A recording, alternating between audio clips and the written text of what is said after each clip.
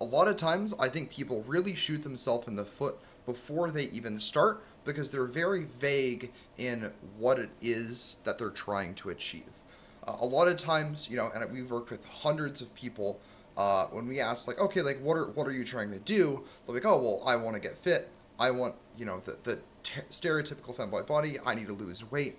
And the issue is that if you aren't specific enough in what you want, it's hard to know what is specifically helping you in, working towards that. Or even if you're making progress, and that absolutely kills motivation. Nothing is going to kill your motivation as much as not knowing if you are actually making progress towards the things that you want. So there are a couple steps we're going to go through to help you in making sure that both you are able to understand exactly how to set your goal and make it easier to achieve by doing so. First step is, instead of thinking about, the broad thing that you want to do, we want to go deeper onto the sort of emotional reasons that you have for why you want that thing. This is literally sort of the fuel for, what you want to do. And it's going to be a lot more impactful if you can kind of narrow this down. So, a lot of people, they'll come and they'll be like, okay, well, I want to lose fat. And we go, okay, why?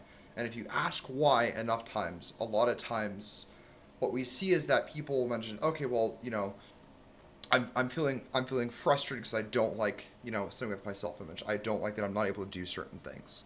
Or sometimes it's, body fat is causing dysphoria or even health issues. I had one person that specifically knew that because they'd lost fat, their acid reflux had gone way down, and that would made life a lot more enjoyable for them. It can be energy levels. There are all sorts of things here.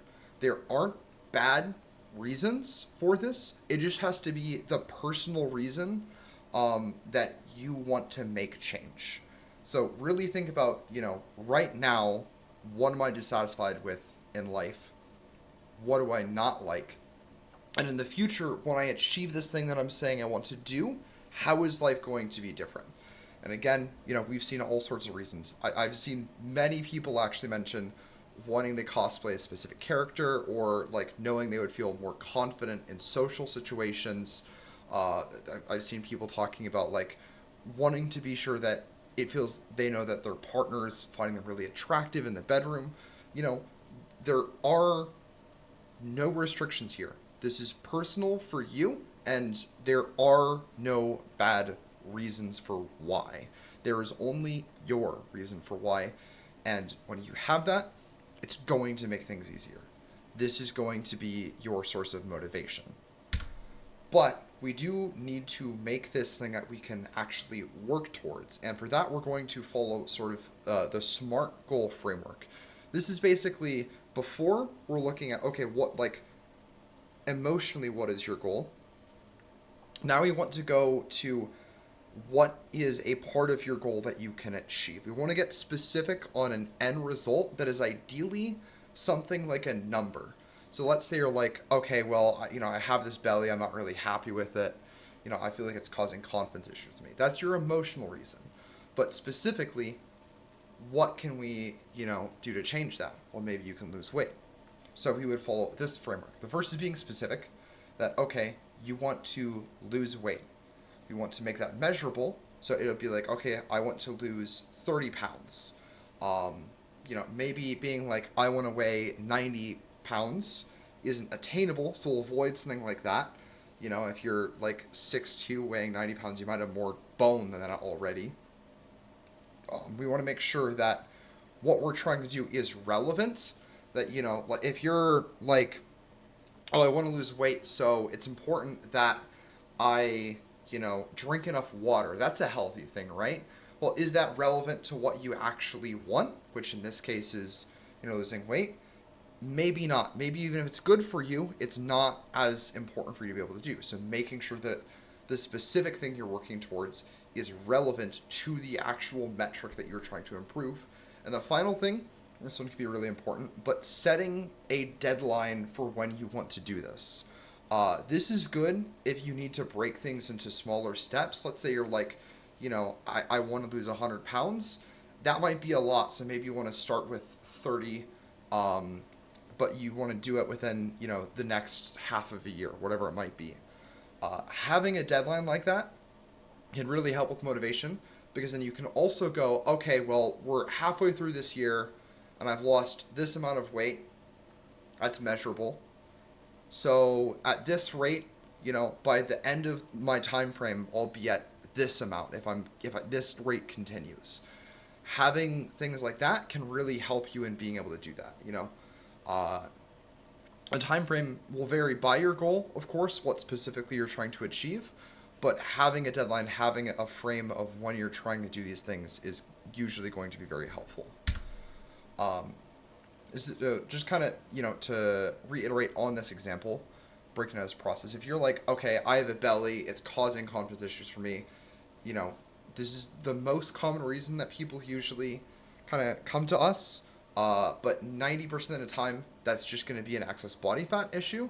And so that means you need to lose weight from fat specifically. Losing muscle is often not actually going to be as relevant here, but specifically from fat. But your weight on a scale going down is probably a good thing. So if you want to make that specific, measurable, we want to make it a SMART goal.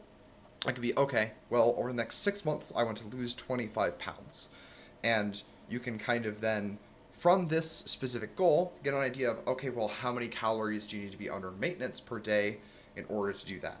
And if you don't know, 500 calories under your maintenance would be about 24 over 20,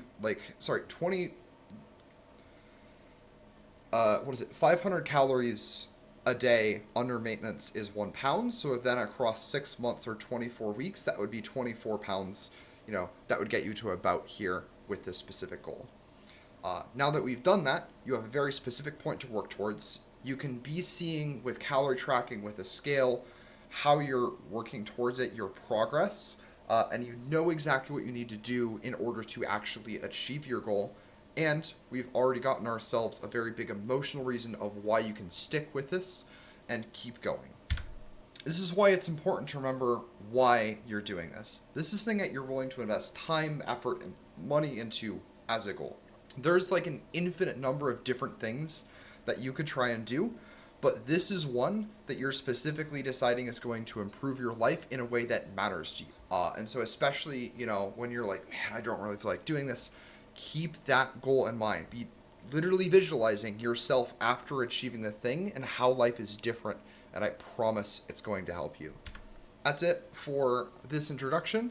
I hope that this is a little bit helpful, and I heavily recommend, tons of other people have done the exact same thing that you're doing now. A lot of people have probably tried to literally had the exact same goal in mind that you did in this community, and we are all here to support you. You are not alone in this. And so I would heavily recommend your task for this video is to go share kind of the personal or SMART goal that you have in your introductions if you have not already.